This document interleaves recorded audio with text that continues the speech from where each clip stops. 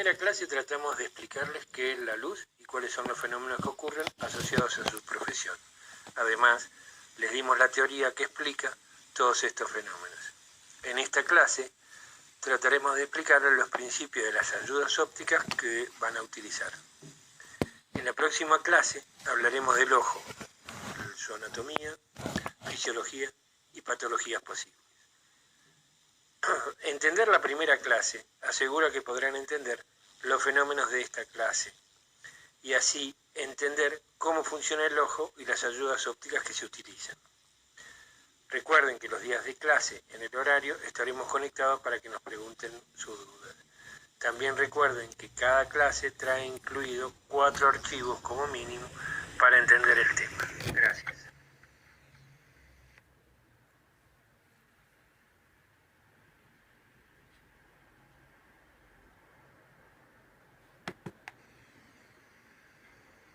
Ya vimos que cuando la luz incide sobre una dioptra, parte se refleja y parte se refracta. Cuando tenemos el caso de láminas de caras paralelas, la luz a través de las dos dioptras provoca fenómenos de reflexión y refracción en cada cara. La suma de refracciones sucesivas genera el desplazamiento del haz de su trayectoria original. Como ven en el esquema, el haz se desplaza y ese desplazamiento es dependiente del espesor y del índice de refracción de la lámina. A mayor espesor y mayor índice de refracción, el efecto será más notable. Si las dos caras de las láminas no son paralelas, entonces estaremos en presencia de un prisma. Los efectos serán los mismos, pero los resultados serán diferentes, observándose que siempre el haz se desvía hacia la base del prisma. Y esa desviación depende, además, del ángulo entre ambas caras,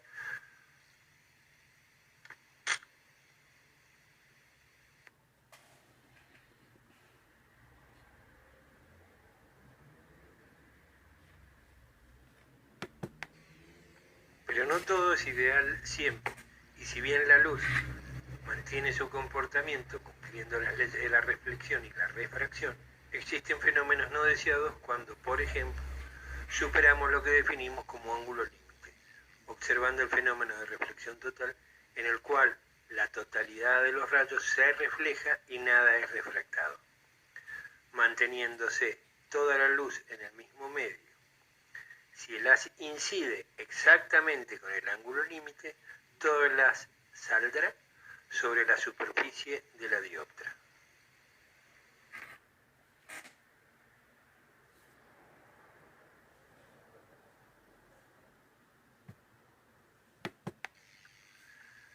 Veamos ahora, si estas dioptras, en vez de ser planas, son curvas y dos de ellas se superponen, definirán superficies que ya no serán necesariamente planas ni paralelas. Si estas superficies las obtenemos de combinar dos esferas, obtendremos una lente, cuyas caras en general son dos superficies esféricas. Las leyes de la refracción y de la reflexión se seguirán cumpliendo, pero en cada punto de la superficie tendremos una normal que no será paralelas entre sí.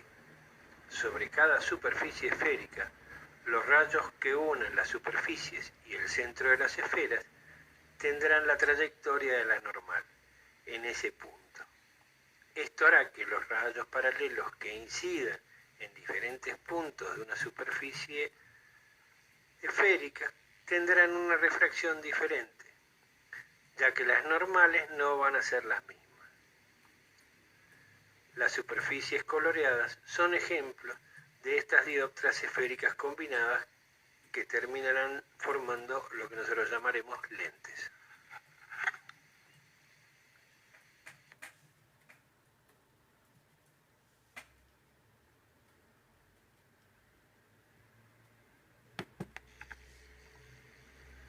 Como ya dijimos, la combinación de dos superficies esféricas dan como resultado lo que nosotros denominamos lentes. Si esas lentes, su espesor es mucho menor al radio de curvatura de cualquiera de las superficies, las denominamos lentes delgadas. Según su geometría se verán resultados diferentes al ser atravesadas por la luz, pudiendo agruparse en lentes convergentes o positivas y lentes divergentes o negativas.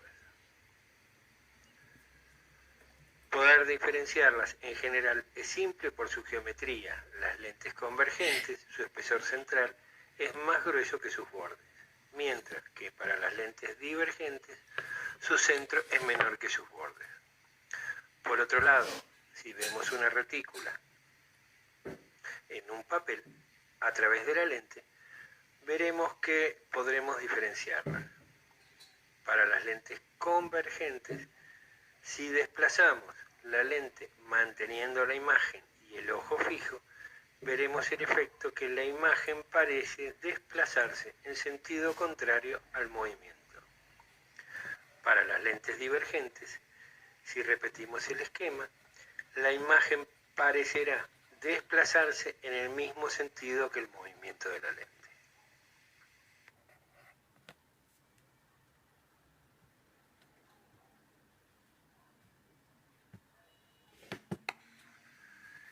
En la imagen de la izquierda vemos dos ejemplos de lentes, una divergente más a la izquierda y una convergente a la derecha de esa imagen.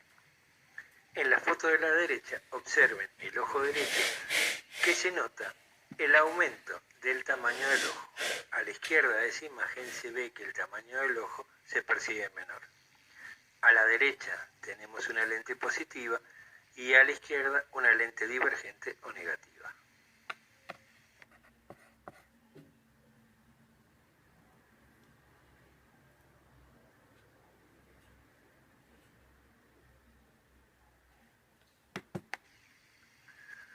Los componentes fundamentales de una lente delgada son el eje principal y el centro óptico y los puntos focales objeto e imagen. Todos los rayos provenientes del infinito al atravesar una lente, esos rayos se cruzarán en un punto sobre el eje óptico, definiendo ese punto como el foco de la lente. Dada la existencia del principio de reversibilidad óptica que nos dice que si la luz proviene de cualquier lado de una lente, se cruzarán en un punto, si el camino fuese en sentido inverso, es decir, a partir del otro lado de la lente, el camino recorrido será equivalente y los efectos serán similares. Si rayos provenientes del infinito atraviesan la lente, se juntan en el punto focal. Si la luz proviene del punto focal, al atravesar la lente, se prolongarán como rayos paralelos que se juntarán solo en el infinito. La luz que define un objeto, por ejemplo, a la izquierda, al atravesar la lente formará una imagen a la derecha de la lente.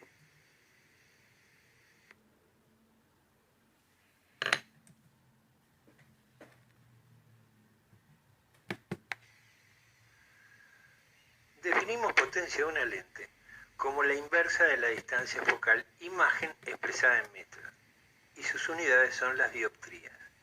Debemos diferenciar dioptrías, que son las unidades de la potencia de la lente, con dioptra, que son las superficies que separan dos medios de distinto índice de reflexión.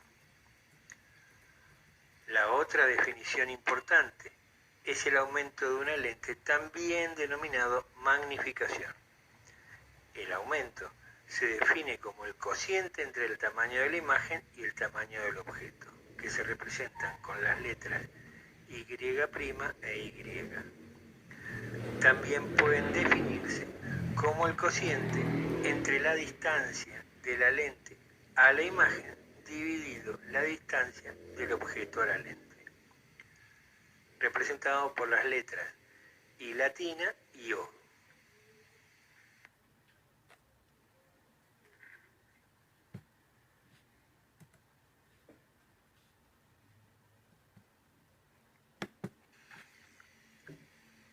Para entender cómo se forman las imágenes, empecemos por identificar algunos términos en nuestros esquemas futuros.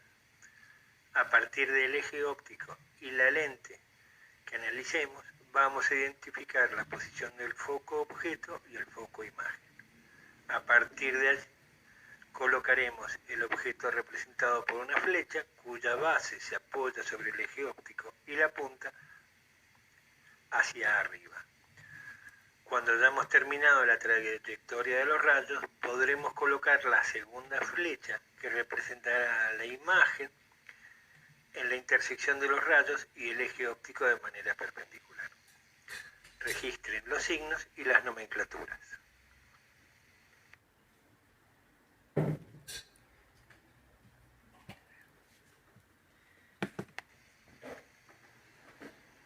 Para aclarar la marcha de rayos vamos a poner algunos términos bien definidos. Las lentes las representamos como una recta perpendicular al eje óptico, terminadas como lentes convergentes o divergentes. Siempre la luz viajará de izquierda a derecha en nuestra definición. Todo lo medido de izquierda a derecha será positivo. Todo lo medido en el sentido contrario será negativo. Toda distancia del eje hacia arriba será positivo. Todo lo medido hacia abajo del eje óptico será negativo. Debe definirse el punto O, que es la intersección de la lente con el eje óptico, y a partir de ese punto definimos las distancias focales.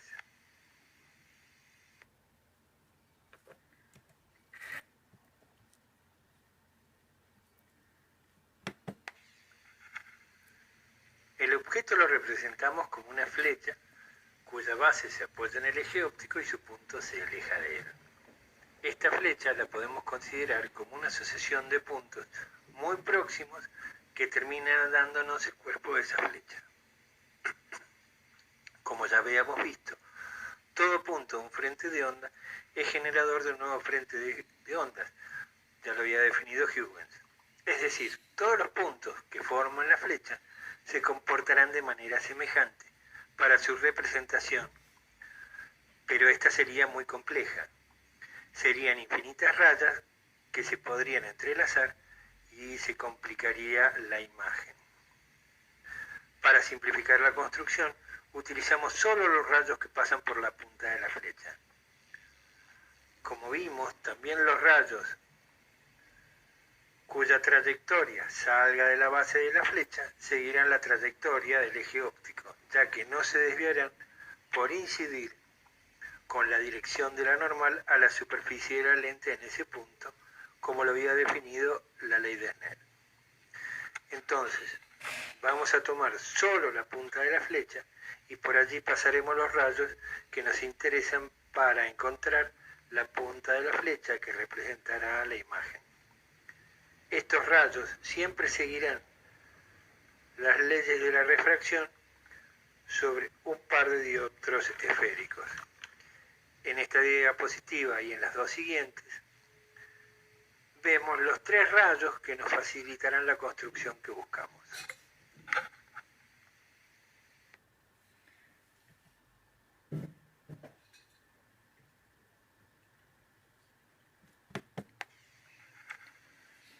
El objeto lo representamos como una flecha cuya base se apoya en el eje óptico y su punto se aleja de él. Esta flecha la podemos considerar como una asociación de puntos muy próximos que termina dándonos el cuerpo de esa flecha. Como ya habíamos visto, todo punto de un frente de onda es generador de un nuevo frente de ondas. Ya lo había definido Huygens. Es decir, todos los puntos que forman la flecha se comportarán de manera semejante para su representación, pero esta sería muy compleja. Serían infinitas rayas que se podrían entrelazar y se complicaría la imagen. Para simplificar la construcción, utilizamos solo los rayos que pasan por la punta de la flecha. Como vimos, también los rayos cuya trayectoria salga de la base de la flecha seguirán la trayectoria del eje óptico, ya que no se desviarán por incidir con la dirección de la normal a la superficie de la lente en ese punto, como lo había definido la ley de Snell. Entonces, Vamos a tomar solo la punta de la flecha y por allí pasaremos los rayos que nos interesan para encontrar la punta de la flecha que representará la imagen. Estos rayos siempre seguirán las leyes de la refracción sobre un par de dioptros esféricos.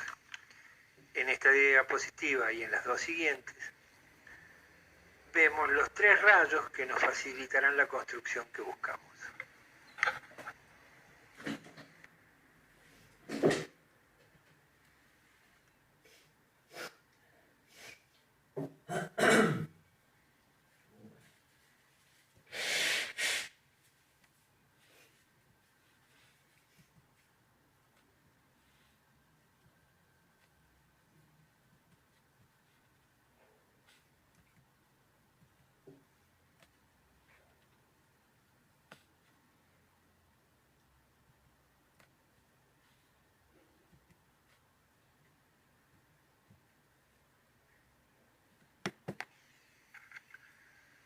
En las diapositivas pasadas vimos cómo resolver geométricamente a partir de la posición de un objeto para llegar a la formación de la imagen.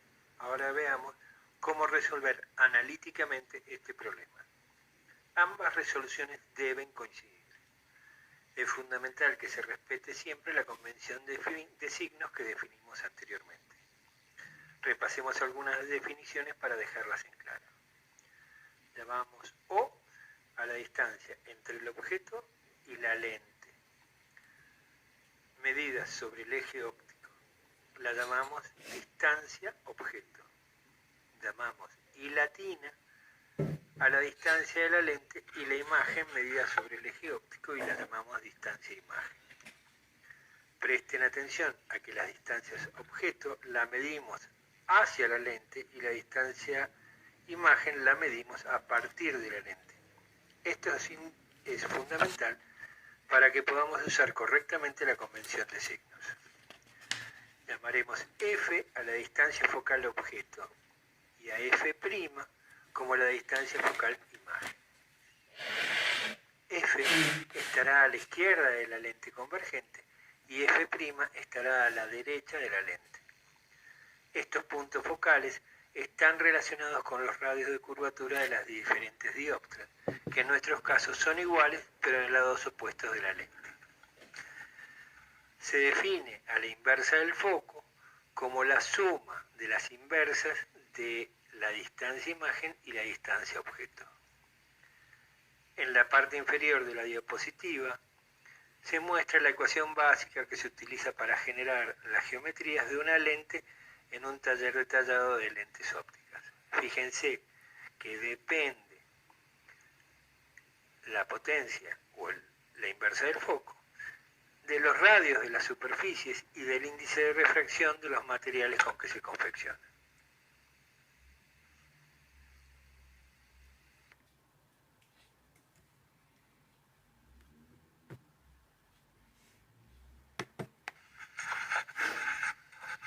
Las lentes convergentes que estuvimos viendo son la combinación de dos superficies convexas, mientras que las lentes divergentes son la combinación de dos superficies cóncavas. Es por eso que los focos que dijimos eran dependientes de los radios de las superficies, ahora estarán al revés que en las lentes convergentes. Es por eso que ahora F estará a la derecha de la lente, mientras que el foco imagen estará a la izquierda. Todas las imágenes se definen por tres parámetros. Primero, si son derechas o invertidas. Y esto es si la punta de la flecha de la imagen respecto a la punta de la flecha del objeto apunta hacia el mismo lado o en sentido contrario. Si ambas apuntan hacia arriba o hacia abajo, diremos que la imagen es derecha. Si una apunta hacia arriba y la otra hacia abajo, diremos que la imagen es invertida. Segundo, el tamaño de la imagen respecto al del objeto. La imagen puede ser mayor, menor o igual que el objeto.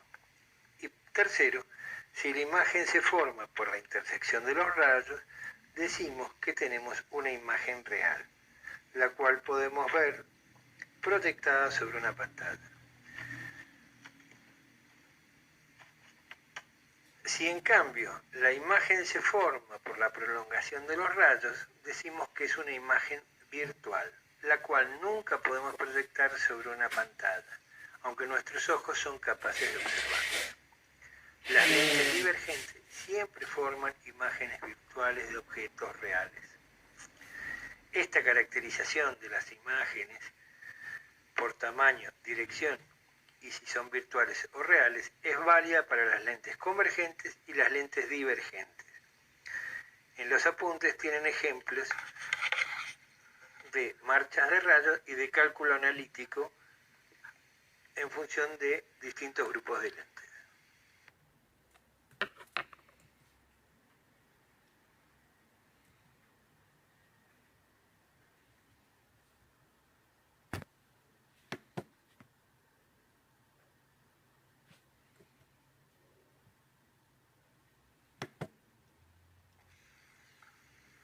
Las lentes que vimos hasta ahora se denominan lentes delgadas, ya que su espesor no es significativo.